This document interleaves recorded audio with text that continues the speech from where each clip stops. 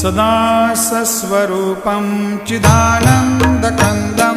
जगत्सम्भवस्थानसंहारहेतुं स्वभक्तेच्छया मानुषं दर्शयन्तं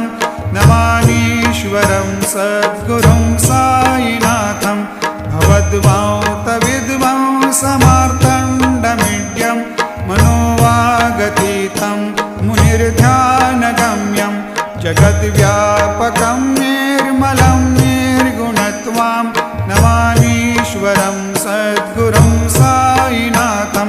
भवाम्भोधिमग्नार्दितानां जनानां स्वपादाश्रितानां स्वभक्तानां